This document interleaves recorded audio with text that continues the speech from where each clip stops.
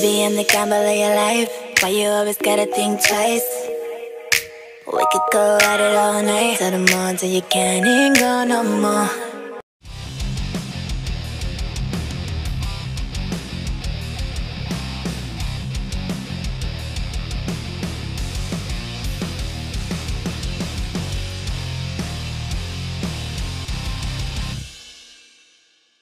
Hi, everyone. Welcome to Packers Unscripted, or should I say welcome back to Packers Unscripted. We are back. I am Mike Spofford from Packers.com. He is my partner in crime, Wes Hodkiewicz. And we're back, Wes, because we are headed to the NFL Scouting Combine, the annual gala in Indianapolis, Indiana. Gala. By the time folks are watching/listening to this, we'll be on our way to Indy. We recorded this just before we hit the road. So, are you ready for this? I'm ready. It's another week in Indy, man. Yeah. Here we go. Yeah, I'm ready for it. I was actually hoping you were going to say, no, we're live from Indy right now. We brought the studio down. We moved the whole set, the whole studio. We took it to Indy with us. Marvin grabbed a U-Haul and a Mayflower truck, and here we are in Indianapolis. No, I'm excited for it. There's no week quite like the NFL Scouting Combine. You see everybody in the National Football League, and they all descend upon not only just the city, basically about a 4 or 5, 6 block radius. They're all in one position, and getting a chance to talk with Brian Gutekunst already, as you and I will discuss right now, and then hearing what Matt LaFleur has to say down there. This is the thing where it always sets the temperature a little bit of the water when you go into a new season. Everything restarts. This is always kind of like the first quarter, it feels like, as you get ready for the next season. It's kind of when the page is officially turned to the next season. It's not about the 2019 season, the 2019 playoffs in January. It's not about that anymore. It's now everything is looking ahead to 2020, and the Scouting Combine is kind of that moment where all eyes and all minds start going forward. Yeah, and in addition to all these NFL teams, every agent, for the most part, in the National Football League is also in Indianapolis as they begin to go through their meetings, and obviously the free agency only a few weeks away. It's incredible because it's that reset button that you press, that everything that happened in 2019 for the Green Bay Packers, as cool as that was, Brian Gutekunst said it himself. I mean, this is a new season, a new year, a new opportunity, and the Packers are looking to, continue upon this path that they put themselves on this past year. Well, this time of year, as you mentioned, is really the first opportunity media-wise for us to get a chance to talk to head coach Matt LaFleur, general manager Brian Gutekunst, as in terms of the pre-draft process here. And normally we hear from them strictly in Indianapolis. It turns out this year Brian Gutekunst decided to do sort of an off-to-the-side session with writers. You and I were included in that session, as well as several other beat writers that cover the team on a regular basis. That was held on Friday at Lambeau Field. And some interesting thoughts coming out of there, because the Packers, this isn't just about the draft. The Packers have a lot of decisions to make in terms of pending free agents, other veteran contracts, all these things. Now, Brian Gutekunst didn't give us too much of an insight into where those decisions necessarily are headed, but he did say that really when everybody gets back from the Combine and then you have kind of about a 2-week window there before free agency starts to kick off, that's when a lot of the decisions and the planning and the path, so to speak, starts to take shape for where this offseason is going for Green Bay, and that's sort of what he expressed to us in that meeting. Yeah, and this will be, too, where a lot of agents will sit down with the teams that hold their players' contracts and start to have some of those early discussions and, maybe have a chance to get that face-to-face encounter. Green Bay, it's such an interesting spot that they're in right now because, as Brian said, last year they made a ton of moves. They not only signed those 4 free agents, they brought back Mercedes Lewis. They did some things that they felt were going to set them up to have the type of year that they did, a real big bounce-back season. Yeah. Now you probably don't have as many available resources as you did when you made all those big signings. Yeah, certainly a lot tighter against the cap, and that's really what it comes down to. There's no team in the league that's going to have the salary cap space to sign 4 guys on the first day of free agency 2 years in a row. That's just not going to happen. No. So, it'll be interesting to see exactly how that shuffles out. Yeah. Well, as we look ahead here, Brian Gutekunst gave us a bit of a preview of how things are going to go at the Combine. Now, just to give fans a sense of what goes on here, obviously what the media is doing or are doing at the Combine is very different from what the coaches and the scouts and the GMs and everybody else are doing there. The players are there they get medical checks, they have interviews, both formal and informal. They do all the workouts, which are going to be in prime time on TV this year. That's been a big change up to the schedule. From a media standpoint, we get to hear from some coaches and GMs. We also have access to the players. They take the podiums at the convention center in downtown Indianapolis. Reporters from all across the country that cover the league get a chance to be there to really our first chance to meet a lot of these guys, because they've obviously only been playing in college. So that's always an interesting part of it. But a lot of stuff here packed into really what's going to come down to 4 days, like Tuesday through Friday in Indianapolis. Yeah, it's a whirlwind. And, you start off that it's always interesting how those podiums at the very beginning, it's the GMs, it's the coaches, occasionally it's a president of football operations.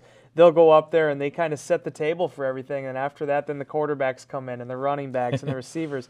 And position by position, the 8 different podiums and then all the different tables that are around there. Guys get a chance to state their case and make some good impressions. The one thing that actually leads to some interesting moments is I still remember being at some of these players the Packers ended up drafting. Clinton Dix. I remember being at his podium back in 2014. Sure. Josh Jackson, Jair Alexander. I don't think I was at Darnell Savage's last year, but it's always been something when you see a guy at that podium and then 2 months later you end up seeing him in the Packers locker room. Right. And those are the decisions they have to make. As Brian Gutekunst said, they have 10 draft picks right now. They got a 6th-rounder for Reggie Gilbert. They got a 6th-rounder for Trevor Davis. They also have their own 6th and 2 7ths. So, there's a lot of flexibility, especially on that third day, that they're going to be able to move around and, utilize those parts. And that is, what it's going to take to really take that next step. As we were talking about earlier with the free agency side of this thing, Brian Bulaga, Mason Crosby, Tremont Williams, Blake Martinez, Kyler Fackrell. They have a lot of unrestricted free agents they're going to have to make a decision on. And by the time that, all these measurables and interviews and everything gets brought together to make these picks, the Packers will have some resolution to how those free agents played out. Right. So it's kind of like doing your homework for a test, but there's that quiz in the middle, right? You got to see how that quiz goes and then start to figure out, okay, where are you going to emphasize? Where could the potential strengths be at this draft? You and I will get a chance to get into that next week a little bit more, but there's just that whole week with the convention center, the events over at Lucas Oil Stadium, the guys downtown. You just get to see these guys in so many different ways if you're an NFL scout to start making that decision on not only their medicals, but character-wise, personality, could they be a fit for your locker room? Yeah, the interview process, I always think it's interesting because you talk to any GM, any scout about the Combine, and they will always say, inevitably, the 2 most important things that happen at the scouting Combine are the medical checks and the interviews, the chance to sit down and talk to these guys and really kind of test their football knowledge and all that kind of stuff. Those are the 2 things that get no media coverage because there aren't any cameras, there aren't any interviews allowed during that part of the process. So all the media coverage is on a lot of the other stuff, the workouts and this and that. And that's just part of it. That's just kind of part of the setup. But if you got rid of all of the workouts and all that stuff that's on television, the Combine would still be really important because of the medicals and the interviews. That's the point I'm trying to make. And that's why it all started, right? Yeah. That was the thing. Yeah, it all started because of getting all the players together to have medical checks, essentially, like guys who have injuries in college to get an MRI on a knee or a CT scan on some injury, a shoulder, whatever it might be. That's how the whole thing started, so that these players, these draft prospects, weren't basically being flown around to 20 or 25 NFL cities to get a medical check in every single city. So they combined their efforts, and then here we are now with what has now become a week-long extravaganza with primetime television coverage and the whole deal. That part of it I thought was a little bit quizzical in my mind, because I still think you could end up taping the workouts in the morning and run them at night, and nobody would be any worse for wear. But they, except for the results getting out. That's sure, but mean, if you're watching, yes, exactly. If you're watching the thing in prime time, I mean, I'm guessing Don Hodkowitz isn't like sitting there reading this thing online, being like, "Man, I really got to watch this now at night. Oh, I'm not interested anymore." Yeah. But that's the NFL. Everything's a spectacle. It's the reason why it's really difficult to take a vacation when you work in this league.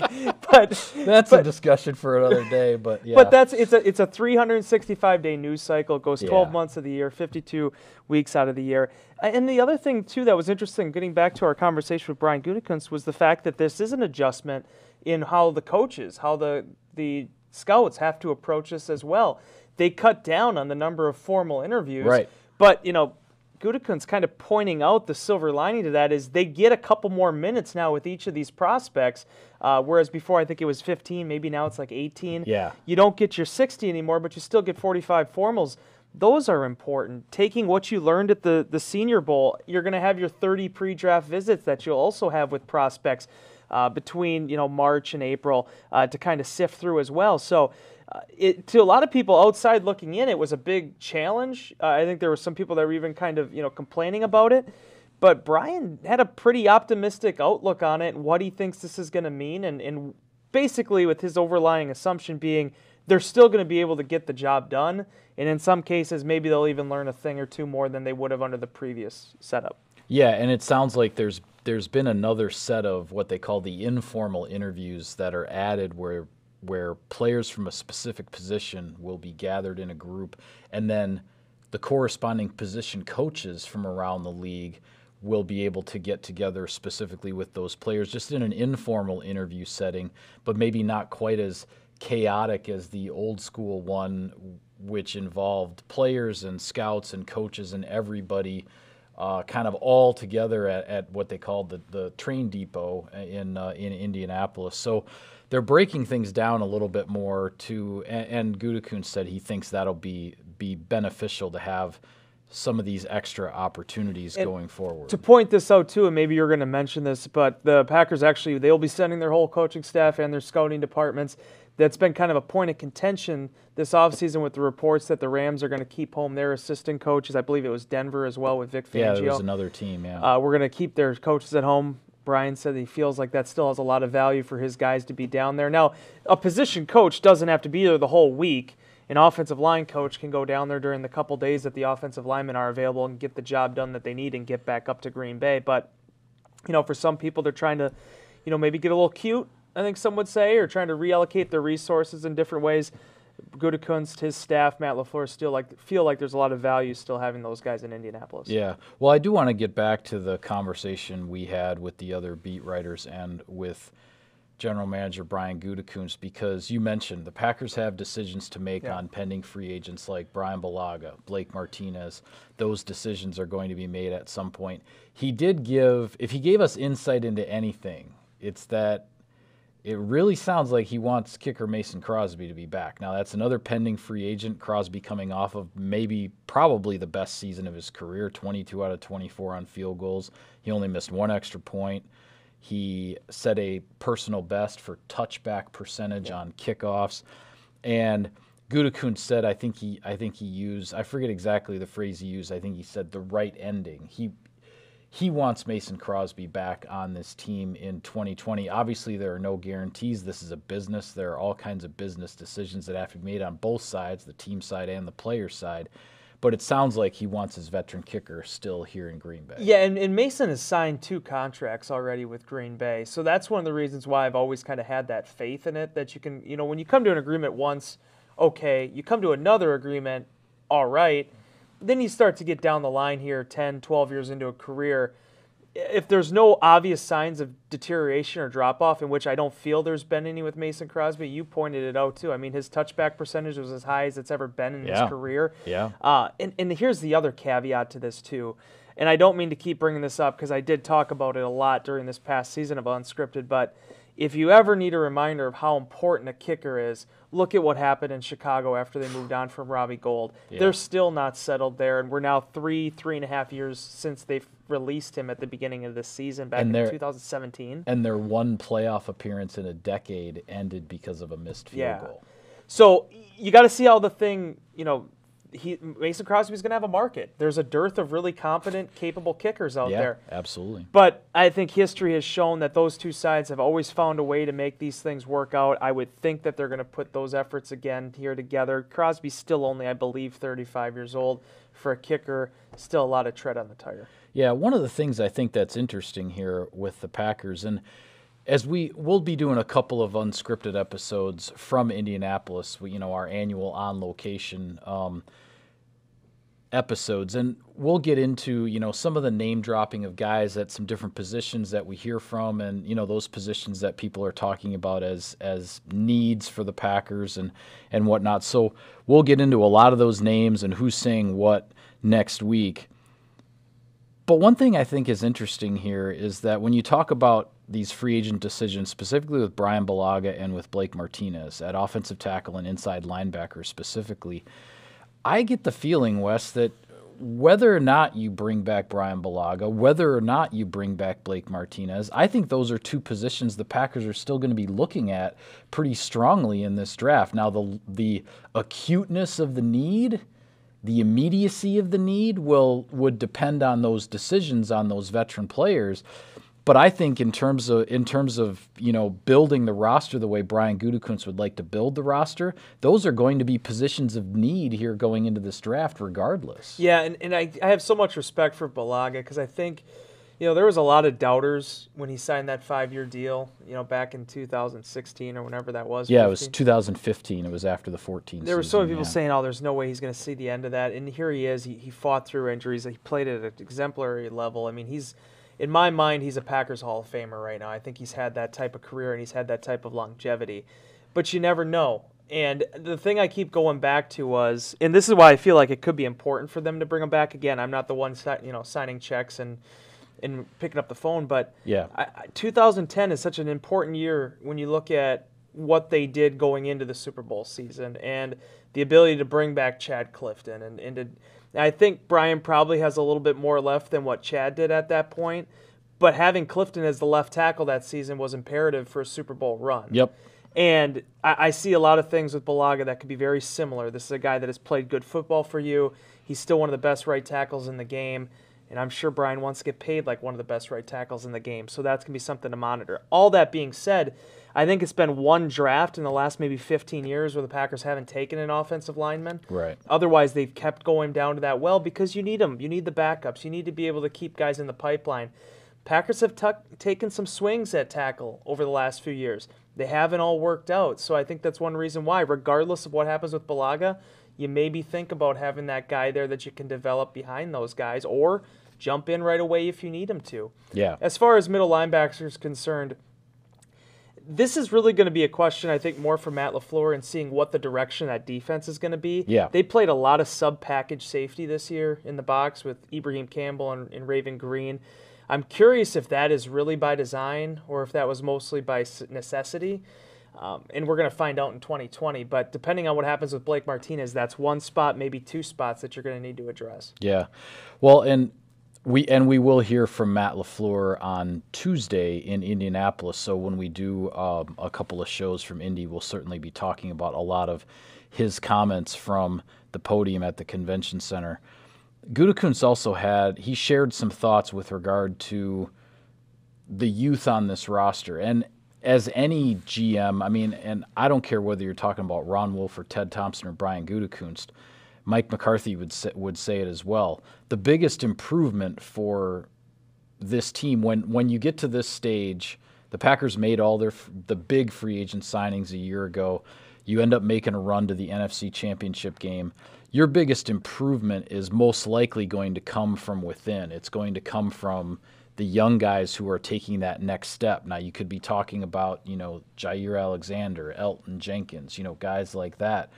But Gutekunst also is, looking at guys at wide receiver and tight end and whatnot, and what are they going to do? Those are positions I think the Packers will be looking at in the draft as well. So some interesting thoughts there in terms of just how exactly this puzzle is going to fit together when Brian Gutekunst arrives at the 90-man roster that he's going to take into training camp in late July. Yeah, first and foremost, and again, we'll discuss this next week, but tight end isn't nearly as deep as it was last year in this draft. Oh, yeah. They're I mean, you look at some of the projections. Now, last year we were talking about 2 tight ends almost certainly going in the first round, and they did. They both went in the top 20, if I'm not mistaken, the 2 tight ends from Iowa. This year, there's talk that there may not be a single tight end drafted in the first round at all. Yeah. So it's a completely different class at that specific position. But regardless of whether or not it was deep, Jay Sternberger has to be a big part of this. You know, I said all last season, I said it even going into this season, with the tight end, you got to be patient, you got to let them develop. Year 2, year 3 is where you look for them to make a premium impact. So I think improvement has to start with Sternberger, it has to start with Robert Tonyan, and then seeing what exactly happens from there with Jimmy Graham and Mercedes Lewis.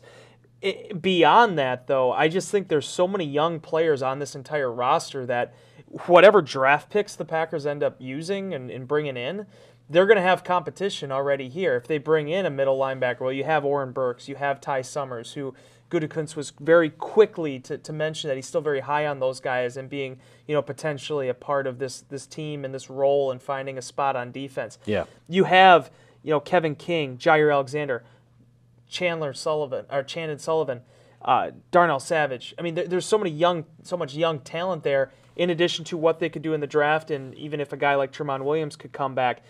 But the thing I really look for on the offensive side of the ball, though, is the young talent that emerged throughout the course of last season. You bring up Elton Jenkins, you know, Alan Lazard. I mean, there are guys and playmakers that, yeah, undoubtedly the Packers could be helped by bringing in another receiver to maybe lessen some of that load, whether it be a veteran to help Devontae Adams or a high draft pick. Either of those guys could help. Or both.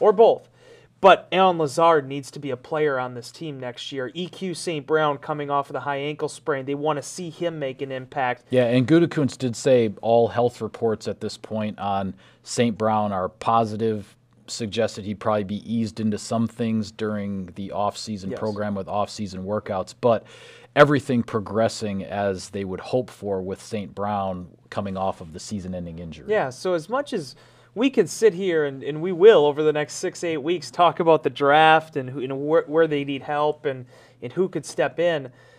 A lot of times those are conversations for 2021. Mm-hmm. You need those guys, maybe not necessarily your Darnell Savages, but I mean some of the guys that are those 2nd, 3rd, and 4th round draft picks to start to carry that baton, like Blake Martinez did in 2017, like Kyler Fackrell did in 2018, like Kenny Clark did in 2017. So that's where I really look for this team to get better, in addition to finding a few players here and there in this draft that could potentially help you from year one. You just don't have to depend on them right away. Yeah, I mean, and certainly you look back at last year's draft, the Packers ended up picking 3 players in the first 2 rounds: Rashawn Gary, Darnell Savage, Elton Jenkins, and 2 of those 3 end up making the PFWA All-Rookie team. They were, starters for the bulk, if not the entire season, depending on the case. And if Brian Gutekunst has another draft like that, it'd be really interesting to see exactly where this Packers team goes, because it looks like, this is headed toward, another one of these mixtures between veteran guys and the young guys, and then you want to see that chemistry come together in the locker room like it did last year. That's not going to be an easy thing to repeat, but the veteran guys who are here, they know what that felt like last year, and they're going to know what it takes to kind of steer things in that direction with whatever new faces come in. Yeah, and the young guys that were on this roster are going to be a part of that too. They're going to feel that energy. You look at Rashawn Gary.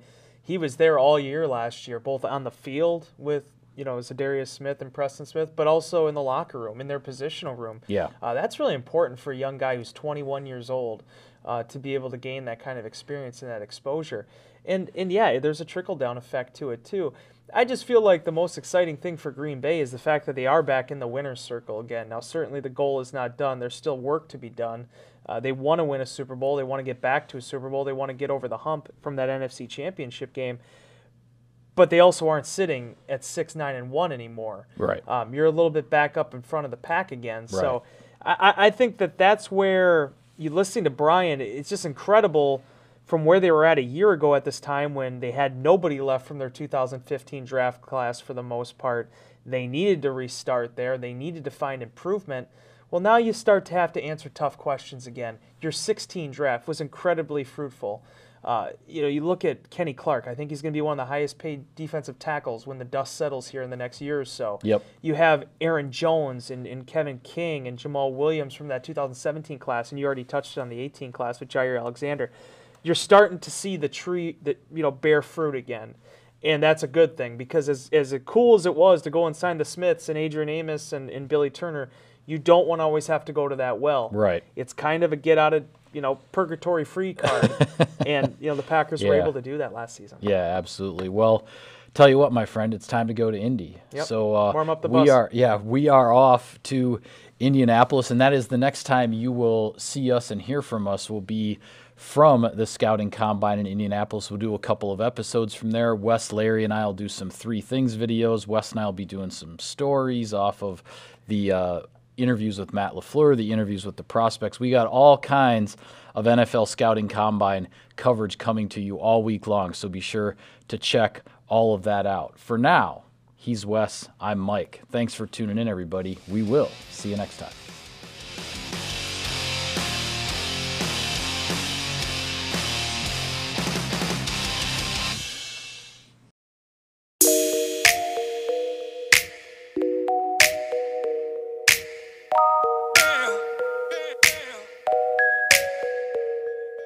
Baby, I'm the gamble of your life. Why you always gotta think twice?